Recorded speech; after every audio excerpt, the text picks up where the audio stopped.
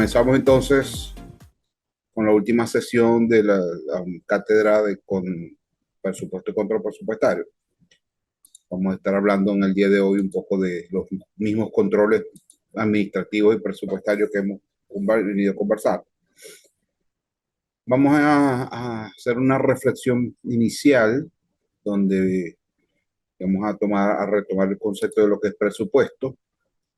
Y decimos que el presupuesto es un plan de acción detallado, expresado en términos cuantitativos, que engloba diversos aspectos de la actividad de una empresa para un periodo de un año. ¿Okay? Expresado en términos cuantitativos, el presupuesto, cuando hablamos de presupuesto, siempre estamos hablando de los recursos monetarios de alguna organización, ¿ok? De finanzas de la organización. Con el presupuesto básicamente se definirá qué se va a hacer, quién lo va a hacer, cuándo se hará y con cuáles recursos monetarios y equipos se deben estar contando. Sin embargo, ustedes, maestrantes de este programa,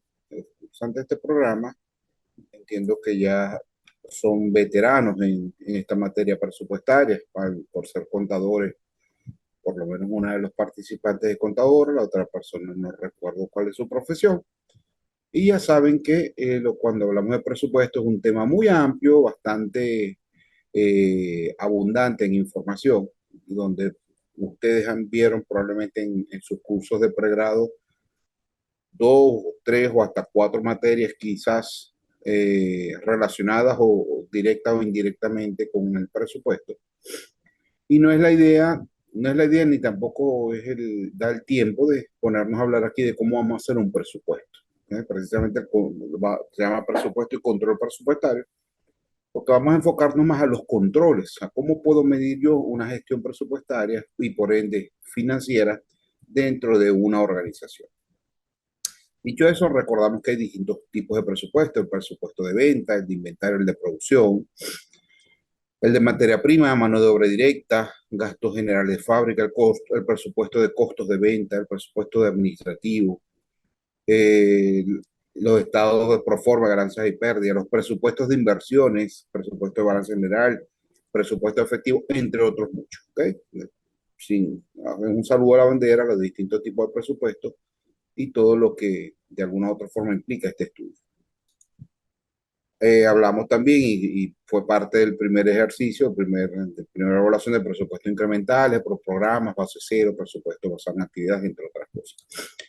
Y hablamos precisamente que el proceso presupuestario, que es lo que nos compete dentro de la materia, va a ser la planificación, que es precisamente planificar esos recursos financieros que queremos controlar, la formulación, la evaluación y aprobación, la ejecución, el seguimiento y control. Y básicamente es aquí, en este sitio, donde nos estamos definiendo el seguimiento y control, para luego hablar de evaluación y retroalimentación. En la clase pasada hablamos ya de algunos indicadores que nos permite controlar. Hablamos de la perspectiva del Balance Scorecard y las 4 estructuras o bases sólidas que la forman. En primer lugar, la financiera, y lo digo en primer lugar porque de eso se trata esta materia, más no significa que sea en absoluto la primera, porque las 4 es como decir, los 4 cauchos de un carro, o las 4 patas de cualquier animal, de 4 patas obviamente, todas son importantes. Entonces hablamos de la perspectiva financiera, la perspectiva humana o de aprendizaje, la perspectiva de operaciones y la perspectiva que no deja de ser más importante, que es de la visión del cliente. ¿Okay?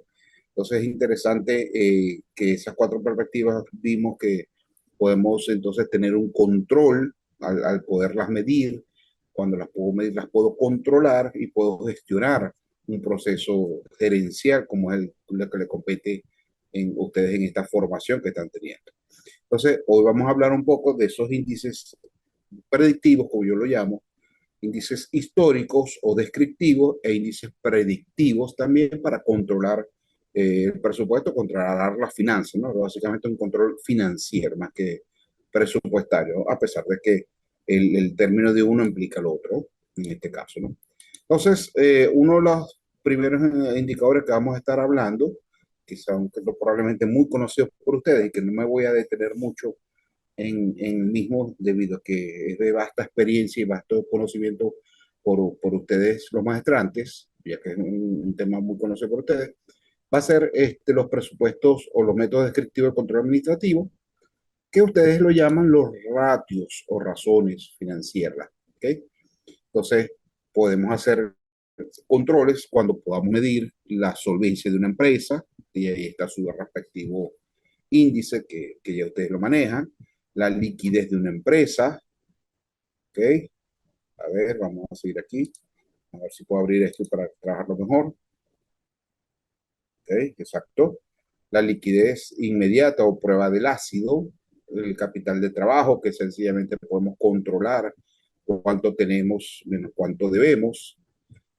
Vemos también la rentabilidad sobre las ventas, ¿ok? Desde el punto de vista del control, rentabilidad sobre el activo, rentabilidad sobre el capital, rotación de los activos totales, rotación del inventario, plazo promedio de inventario, rotación de cuentas por cobrar, entre otras muchas que vamos a ir nombrando que hay, ya que en el material igualmente se lo estoy indicando. Plazo promedio de cuentas por cobrar, rotación de cuentas por pagar, plazo promedio de pago, y te va dando en este material que se los hará llegar vía WhatsApp al grupo, para que lo tengan y puedan hacer una tercera actividad correspondiente al material de estudio. ¿Ok? Capital ajeno, capital propio, entre otras cosas. Y me da unos parámetros, ¿no? Donde la solvencia debe ser 2 a 1, la liquidez 1 a 1, capital de trabajo debe dar positivo, atendiendo a las características de la empresa, el endeudamiento debe ser un 40% o menos de un 40%, todo va a responder al entorno económico financiero que estamos viviendo en un momento en específico, y las condiciones que puedan haber, ¿no? Aunado a las variables macroeconómicas como inflación, desempleo, crecimiento económico, etcétera, que pueden marcar determinadamente o definitivamente el margen de endeudamiento que pudiéramos estar manejando en una organización. El capital propio también va a depender de todo lo conversado anteriormente, de los autores de algunos libros sugieren que debe ser, yo debo tener como capital propio más de la mitad de lo que poseo, que es el 60% o más, pero otros empresarios en la vida real, quizás por cada $100 o bolívares, como lo queramos medir, que tienen, probablemente deban 80 o 90 y siguen haciendo negocios y siguen buscando la rentabilidad porque se están pagando algunas cosas por sí solas en la medida que estén produciendo. Rotación de cuentas por cobrar, atendiendo las políticas de crédito y el entorno igual sigue aplicando todo lo que les conversé del entorno en el que podemos estar viviendo. Hoy día en nuestro país se está retomando poco a poco por iniciativa privada, no financiera, o sea, me explico, no bancaria, a pesar de que ya los bancos también se está volviendo a lo que son a las ventas a crédito. El ejemplo que tenemos, por ejemplo, la redundancia, esta empresa llamada Cachea, que ya está vendiendo a crédito, y ya le están siguiendo 2 o 3 empresas más, que tienen sus propias políticas de crédito, más los créditos que están llegando o que ya se están empezando a dar para gente que tenga alto poder adquisitivo, de vehículos e incluso de inmuebles, ¿no? Pero repito, todo va a atender al entorno económico que estamos viviendo, a la capacidad adquisitiva también de cada una de las personas. Estos son unos parámetros o unos índices, como yo lo llamo, descriptivos, porque estos índices me dicen cómo estuvo la organización de una empresa hasta ayer, hasta el momento que yo estoy midiendo esto, cómo estuvo, ¿ok? Y por eso que lo vamos a llamar descriptivo. Por su parte, hay otros índices que vienen de una teoría de costos que probablemente también lo hayan visto bastante en pregrado, perdón, que es el punto de equilibrio, ¿no? Atendiendo que hay costos de acuerdo a su función y de costos de acuerdo a su naturaleza, que debemos eh, controlar dentro de un proceso de control presupuestario. donde hay costo de producción, comercialización, de financiamiento de administración, costos fijos y costos variables. Y aquí les dejo algunas de las definiciones de qué significa cada uno de ellos. Producción, obviamente, son los que están involucrados directamente en el proceso de producción. Yo siempre coloco el ejemplo de una pizzería. Los costos de producción de la pizzería, obviamente, la materia prima, las cajas, la harina, el queso y todos los implementos o todos los ingredientes que puede utilizar la pizza. Comercialización, todo lo relacionado al mercadeo, al marketing, redes sociales, publicidad, material POP, etcétera. Financieros, todo lo que pueden derivarse de un financiamiento que puede estar buscando el banco en un momento determinado o un banco en un momento determinado. Y administrativo, todo lo concerniente a sueldos, salarios y todas las obligaciones laborales que por ley tenemos que asumir cuando somos empresarios, ¿no? O cuando una empresa está en funcionamiento. Eso me hace hablar entonces de una forma de controlar o de planificar, mejor dicho, quizás sea más que de control, es de planificación y proyección para saber en dónde estamos parados desde el punto de vista económico-financiero en una organización, cómo es el punto de equilibrio, ¿no? Ese punto de equilibrio que también lo deben haber conocido, lo conocen bastante bien, es básicamente una herramienta que permite determinar el momento en el cual las ventas cubrirán exactamente los costos, expresándose en valores monetarios, en bolívares, en dólares, en criptomonedas, como lo estén midiendo, o en unidades producidas. ¿Ok? Este punto de equilibrio me dice sirve para determinar el volumen mínimo de ventas que la empresa debe realizar para no perder ni ganar. Y terminamos esta conclusión o este concepto donde decimos que este punto es aquel donde los ingresos y los costos son iguales. Y vemos entonces, lo estamos midiendo en este caso en bolívares, que el punto de equilibrio en bolívares es igual al costo fijo sobre 1 menos costo variable medio entre el precio de venta. Y aquí, cuando yo calculo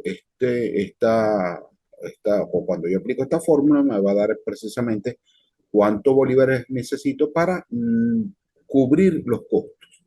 Por eso es que yo le digo, puede ser una forma de control, pero también puede ser una forma de planificación o una forma de planificación controlada, si lo queremos ver un poco más complejo, ¿no? O completo, quizás, más que complejo, completo. Luego hablamos del punto de equilibrio en unidades, donde decimos que es igual al costo fijo sobre el precio menos el costo variable medio. Aplicando esa formulita, les voy a dejar ejemplos donde, por ejemplo, me piden que hay un precio de 200, un costo fijo de 400 y un costo variable de 100. Aplicamos la formulita y decimos,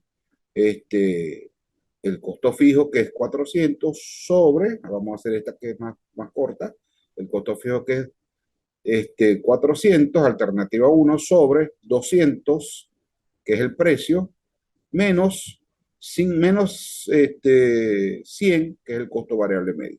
Sustituimos y eso creo que me va a dar 4 y en el otro creo que me da 8 en este ejercicio que lo vamos a estar dejándoselo para que ustedes lo compartan. Y me va a dar entonces la cantidad de bolívares que necesito para cubrir los costos o me va a dar la cantidad de unidades que necesito producir para no tener pérdida.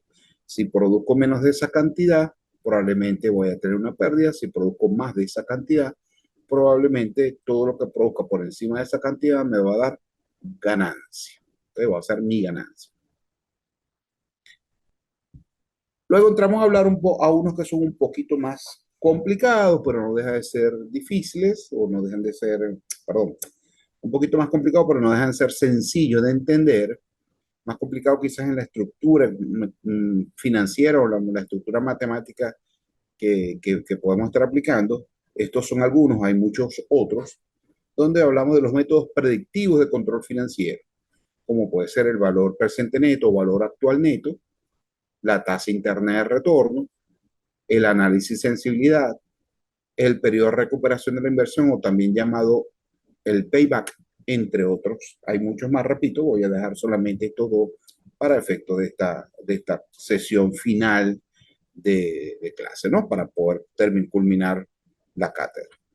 ¿Qué es el valor presente neto? Básicamente es un valor matemática, esto proviene de la matemática financiera y básicamente es una fórmula que se va a aplicar a partir de los flujos netos efectivos de proyectados de los presupuestos básicamente que estamos haciendo sobre eh, una tasa que es la que esperamos obtener de ganancia con estos flujos netos efectivos proyectados.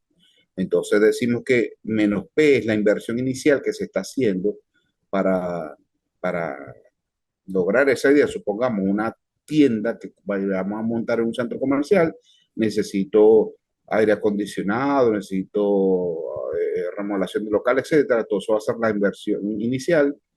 Y ustedes como contadores sacaron los flujos netos efectivos proyectados para los próximos 5 años de esa tienda que se está montando. Entonces, me va a dar un numerito aquí específico y aquí una tasa que yo me quiero ganar. Yo me quiero ganar el 10%. Colocamos uno más 0.10 a la 1, a la 2, a la 3, a la 4, a la 5. Dicho de una forma fácil, veamos un ejemplo. Decimos, supóngase que se ha hecho cierto estudio que toma en cuenta la posibilidad de invertir en una industria metalmecánica. Se calcula una inversión de 1.000 bolívares y una tasa de referencia del 20%, con la posibilidad de obtener ganancias a fin de año que se muestra en continuación. Entonces aquí tenemos como, esto es lo que se llama un flujo, un diagrama flujo, ¿ok? Financiero, realmente tiene otro nombre, pero vamos a llamarlo de esa forma por ahora, donde decimos que aquí está los 1.000 de la inversión inicial que vamos a hacer y los flujos netos efectivos proyectados que ustedes calcularon, 260, 310, 330, 400, 505. En otras palabras, los presupuestos proyectados que ustedes calcularon. Los ingresos menos los egresos que ustedes están presupuestando para los próximos 5 años. Y resulta que aquí, que los ingresos menos los egresos que ustedes están proyectando, me da 260, ingresos menos egresos me da 310, ingresos menos egresos me da 330, ingresos menos egresos me da 400, ingresos menos egresos me da 505. Entonces, estos números ya, y me quiero ganar un 20%. Llevamos estos números a la fórmula anterior, que es esta. ¿Okay? Llevamos esos números, sustituimos en esa fórmula y lo vemos de esta forma. El TEMAR o tasa, esto se llama desde el punto de vista financiero, TEMAR es la tasa mínima de aceptación de rendimiento, o sea, lo menos que yo quiero ganarme, que es 20%, tasa mínima, lo menos que yo quiero ganarme de aceptación de rendimiento, 20%, y decimos, la inversión inicial de 1.000 que me dice el problema, más los flujos netos efectivos que me dice el problema, sobre 1 más 0.20, que es lo que yo me quiero ganar, elevado a la 1, elevado a la 2, a la 3, a la 4 y a la 5. Sustituimos o resolvemos todos estos cálculos o ecuacioncitas con divisiones que tenemos aquí, elevado cada uno a la 2, a la 3, a la 4 y a la 5, y finalmente me da este resultado. 1.000, esto me da 216, esto me da 215, esto me da 300, 190, esto me da 400, 192 y esto me da 202. Finalmente me quedamos que era 1.000 menos 1.018 y finalmente me da 18,74. ¿Por qué es un índice predictivo? Porque entonces podemos predecir con unos flujos netos efectivos proyectados a una tasa de ganancia que yo quiero obtener que esta tienda va a ser, si puede pagar el 20% en los próximos 5 años con esos ingresos y egresos que saqué. Entonces, ¿qué significa esto? Que esta tienda recupera los 1.000 bolívares, me gano 20% y todavía queda de fondos propios para la tienda un 18,74. Y básicamente me dice ganancia extra luego de haber invertido los 1.000 bolívares a una tasa del 20%.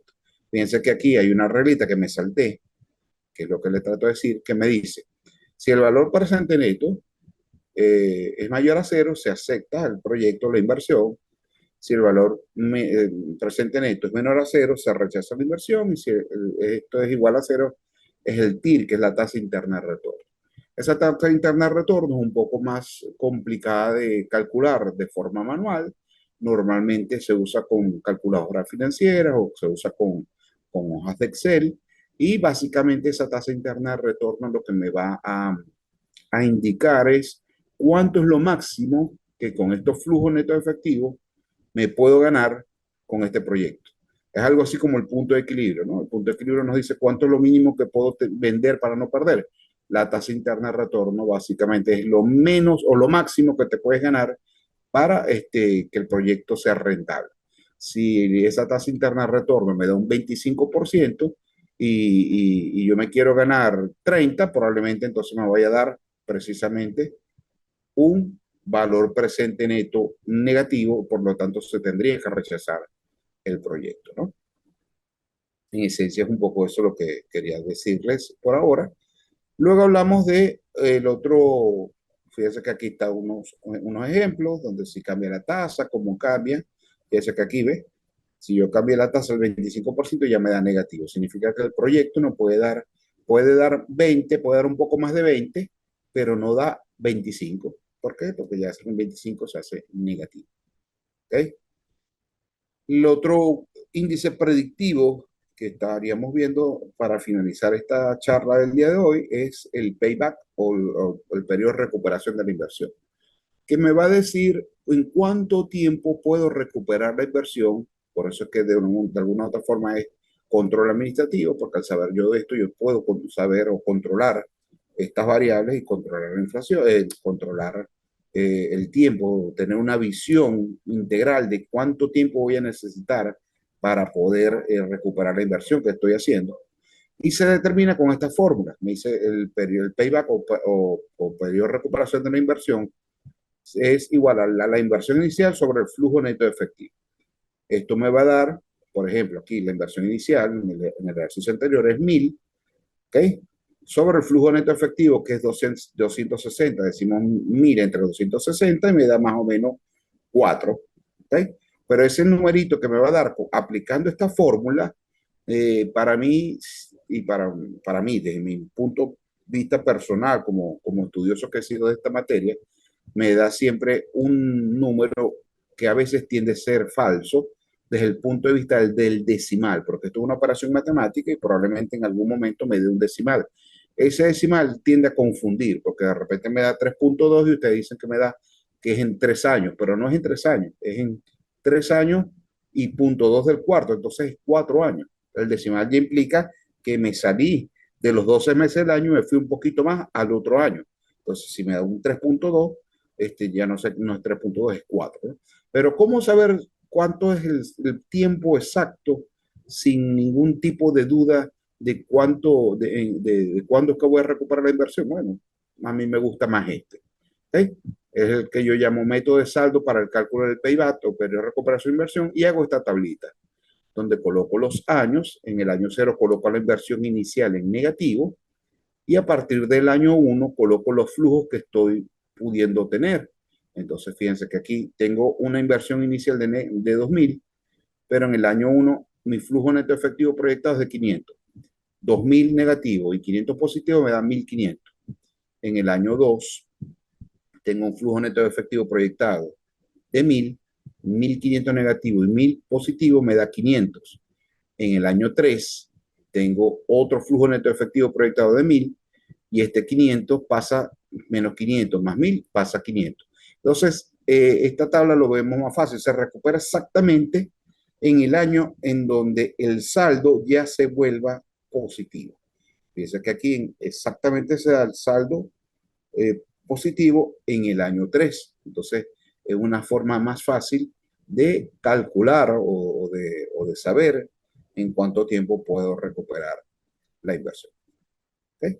En el material, que repito, se lo voy a hacer llegar en la verdad posible por WhatsApp, que es la vía más expedita para podérselo llegar.